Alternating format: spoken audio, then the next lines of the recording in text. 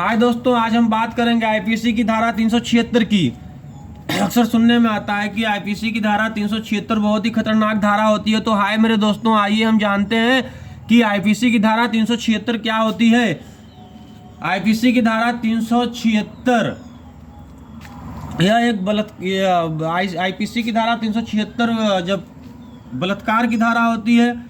बलात्कार किसे कहते हैं? बल लगा के किया गया, किसी के द्वारा ऐसा कुकृत या बल लगा के किया गया ऐसा दुराचार या किसी के इच्छा के विरुद्ध किया गया किसी के साथ कुकृत जिससे उसके मान सम्मान शरीर को हानि पहुंचती है, उसको दुराचार, दुराशय, कुकृत या बलात्कार आदि नामों से पुकारते हैं, जिसके अंतर्गत आईपीसी की धारा 376 लगाई जाती है।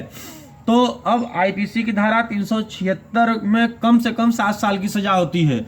अगर आप किसी लड़की या किसी कन्या, किसी महिला के साथ जोर जबरदस्ती करते हैं, बलात्कार करते हैं, उसका शोषण करते हैं, उसके साथ दुराचार या दुराशय की इच्छा से दुराचार करते हैं, तो आपके ऊपर आईपीसी की धारा 376 लागू होगी और आपको कम से कम 7 साल का सजा होगा।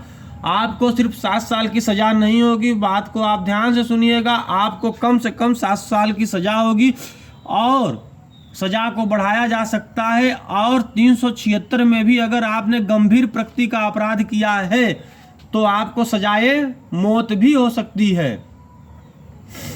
दूसरा आपको हम बता दें, अगर आपने किसी नाबालिग लड़की जो 18 वर्ष से कम की है या फिर किसी मंदबुद्धि महिला या लोक सेवक के साथ, जो सरकारी कर्मचारी है, उनके साथ अगर आप किसी प्रकार का इस तरीके से दुर्घटना करते हैं, कुकृत करते हैं, तो यहाँ पे जो आपकी सजा की अवधि है, अवधि आपकी हो जाएगी 10 साल।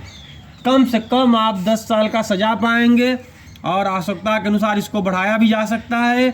मेरे भाइयों, मेरे चाहने वाले, मेरे बंधुओं, मेरे मित्रों, आपको फांसी भी दिया जा सकता है। मेरे भाइयों, मेरे मित्रों, मेरे बंधुओं, ऐसी स्थिति में आपको मौत की सजा दी जा सकती है।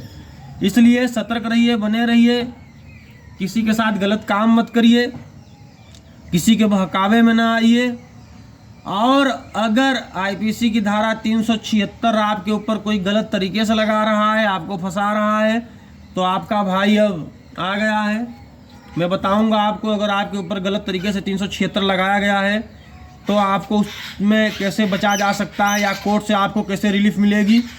लेकिन इसके लिए आपको लगातार मेरे साथ बना रहना होगा और आपको लगातार मेरा वीडियो देखना होगा।